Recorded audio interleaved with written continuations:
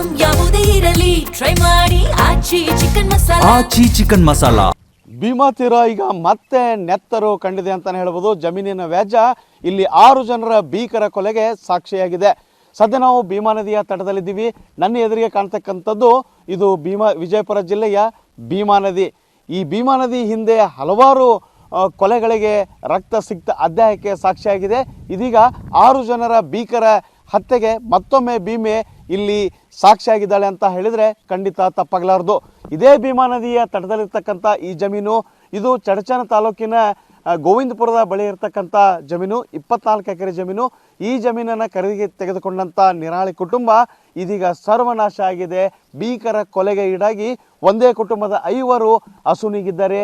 ಅವರ ಜೊತೆಗೆ ಮತ್ತೋರ್ವ ಕೂಡ ಇಲ್ಲಿ ತನ್ನ ಪ್ರಾಣವನ್ನು ಕೊಟ್ಟಿದ್ದಾನೆ. ಭೀಕರವಾದಂಥ ಒಂದು ಕೊಲೆ ನಿನ್ನೆ ಮಧ್ಯಾಹ್ನದಲ್ಲಿ ನಡೆದಿದೆ. ಇಡೀ ಕೊಲೆಯಿಂದ ವಿಜಯಪುರ ಜಿಲ್ಲೆ ಮಾತ್ರ ತಲ್ಲಣಗೊಂಡಿದ್ದು ಮಾತ್ರ ಸುಳ್ಳಲ್ಲ. ಏನು ವ್ಯಾಜ್ಯದಲ್ಲಿರ್ತಕ್ಕಂಥ ಜಮೀನನ್ನು ತೆಗೆದುಕೊಂಡ ನಿರಾಳಿ ಕುಟುಂಬ ಇಲ್ಲಿ ಒಂದೇ ಕುಟುಂಬದ 5 ಜೀವವನ್ನು ಬಲಿ ನೀಡಿದಂತಾಗಿದೆ ಅಂತಲೇ ಹೇಳ್ಬೋದು. ನಾವೀಗ ಏನು ಕೊಲೆಯಾದ ಜಮೀನಿನಲ್ಲಿದ್ದೀವಿ. ಇಲ್ಲಿ ಪೊಲೀಸ್ ಸಿಬ್ಬಂದಿಗಳು ಅಧಿಕಾರಿಗಳಿದ್ದಾರೆ. ಭದ್ರತೆಗೆ ಮತ್ತು ಸಾಕ್ಷ್ಯನಾಶ ಆಗಬಾರ್ದು ಅನ್ನೋ ಕಾರಣದಿಂದ ಇಲ್ಲೇ ಅವರನ್ನು ಭದ್ರತೆಗೆ ನಿಯೋಜನೆ ಮಾಡಿದ್ದು ಕಂಡು ಬರ್ತಾ ಇದೆ.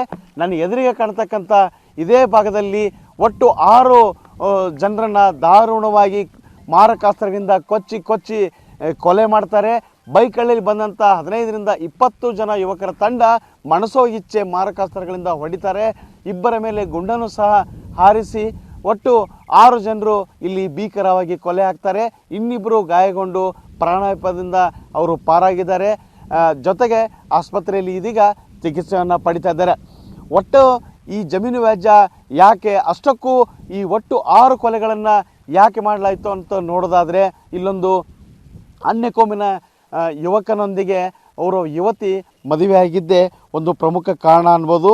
ಇದೇ ಕಾರಣದಿಂದ ಹೊತ್ತಂಥ ದ್ವೇಷ ಇದೀಗ ಆ ಯುವತಿಯ ಪ್ರೇಮ ಪ್ರಕರಣದಿಂದ ಉಂಟಾದ ಮದುವೆಗೂ ಈ ಜಮೀನು ವ್ಯಾಜ್ಯಕ್ಕೂ ಸಂಬಂಧ ಇರತಕ್ಕಂಥ ಒಟ್ಟು 6 ಜನರು ಅಂದರೆ ಏನು ಚಡಚಣ ಪಟ್ಟಣದ ಪ್ರತಿಷ್ಠಿತ ನಿರಾಳೆ ಕುಟುಂಬದ ದುಂಡಪ್ಪ, ಶಿವಪುತ್ರ, ಚಂದ್ರಕಾಂತ್, ರಾಹುಲ್, ಸಮರ್ಥ್ ಹಾಗೂ ಇವ್ರ ಜೊತೆ ಬಂದಂಥ ಶಬ್ಬೀರ್ ಅತ್ತಾರ್ ಎಂಬುವರ ಜೀವವನ್ನು ಇಲ್ಲಿ ಪಡೆದಿದೆ.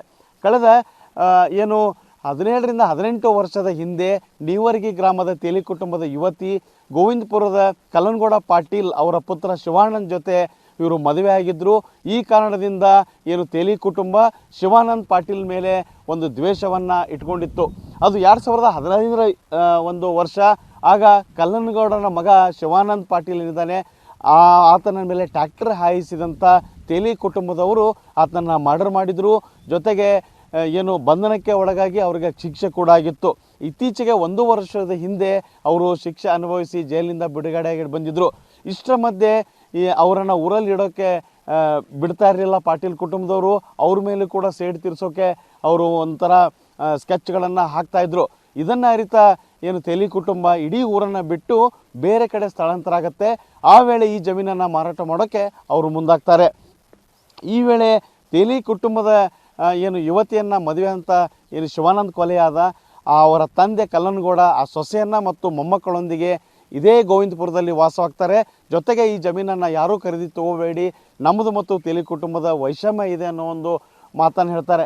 ಇಷ್ಟು ಮಾತು ಹೇಳಿದರೂ ಕೂಡ ನಿರಾಳೆ ಕುಟುಂಬದವರು ಅವರ ಮಾತನ್ನು ಅಲ್ಲಗಳೆದು 1 ಎಕರೆಗೆ ಕೇವಲ 10 ಲಕ್ಷ ರೂಪಾಯಿ ಕೊಟ್ಟನ್ನು ಈ ಜಮೀನನ್ನು ಖರೀದಿ ಹಾಕ್ತಾರೆ. ಭೀಮಾ ನದಿ ತಟದಲ್ಲಿರ್ತಕ್ಕಂಥ ಜಮೀನು ಕಡಿಮೆ ಏನಂದರೂ 1 ಎಕರೆಗೆ 30ರಿಂದ 40 ಲಕ್ಷ ರೂಪಾಯಿಗೆ ಮಾರಾಟ ಆಗುತ್ತೆ. ಕಡಿಮೆ ದರಕ್ಕೆ ಜಮೀನು ಸಿಕ್ಕಿದೆ ಅನ್ನೋ ಆಸೆಯಿಂದ ಇಲ್ಲಿ ನಿರಾಳೆ ಕುಟುಂಬ ಈ ಜಮೀನಿಗೆ ಕೈ ಹಾಕಿದ್ದೇ ಅವರ ಜೀವಕ್ಕೆ ಇಲ್ಲಿ ಮುಳುವ ಆಗಿದೆ ಅಂತ ಅನ್ಬೋದು. ಇದೇ ವ್ಯಾಜ್ಯವಾಗಿ ಕಳೆದ 15ರಿಂದ 20 ದಿನಗಳ ಹಿಂದೆ ಏನು ಚಡಚಣ ಪಟ್ಟಣದ ಏನು ಹಿರಿಯರು ಮತ್ತು ಗೋವಿಂದಪುರದ ಹಿರಿಯರು ಕೂಡಿ ನಿರಾಳೆ ಕುಟುಂಬ ಮತ್ತು ಪಾಟೀಲ್ ಕುಟುಂಬದ ಮಧ್ಯೆ ರಾಜಿ ಸಂಧಾನವನ್ನು ಮಾಡೋಕ್ಕೆ ಪ್ರಯತ್ನ ಪಡ್ತಾರೆ. ಆದರೆ ಅದು ಯಾವುದೂ ಯಶಸ್ವಿ ಆಗಲ್ಲ. ನಿನ್ನೆ ಕೂಡ ಬೆಳಿಗ್ಗೆ ನಿರಾಳೆ ಕುಟುಂಬದವರು ಮತ್ತು ಪಾಟೀಲ್ ಕುಟುಂಬದವರು ಇಲ್ಲೇನು ದೇವಸ್ಥಾನ ಇದೆ ಕಾಣ್ತದೆ, ಲಕ್ಕಮ್ಮನ ದೇವಸ್ಥಾನ, ಈ ದೇವಸ್ಥಾನದ ಆವರಣದ ಬಳಿ ಕೂಡ ರಾಜಿ ಪಂಚಾಯಿತಿ ಮಾಡಿದರು. ನಿರಾಳೆ ಕುಟುಂಬದವರು ನಿಮಗೆ ಯಾಕೆ ಇಷ್ಟು ದ್ವೇಷ ಇದ್ದರೂ ಸಹ ಆ ಜಮೀನನ್ನು ತೊಗೊಂಡಿದ್ರಿ, ಆದರೆ ನಾವು ಹೆಚ್ಚಿಗೆ ಹಣ ಕೊಡ್ತೀವಿ, ನಮ್ಮ ಸೊಸೆಯ ತವ್ರ ಮನೆಯ ಜಮೀನು ನಮ್ಮ ಮಗನನ್ನು ನಾವು ಕಳೆದುಕೊಂಡಿದ್ದೀವಿ, ಆ ಕಾರಣದಿಂದ ಈ ಜಮೀನನ್ನು ನಾವೇ ತೊಗೊಳ್ತೀವಿ, ಹೆಚ್ಚಿಗೆ ಹಣವನ್ನು ಕೂಡ ಕೊಡ್ತೀವಿ ಅನ್ನೋ ಒಂದು ಮಾತನ್ನು ಹೇಳ್ತಾರೆ. ಆದರೆ ನಿರಾಣಿ ಕುಟುಂಬದವರು ಇದಕ್ಕೆ ಒಪ್ಪಲ್ಲ.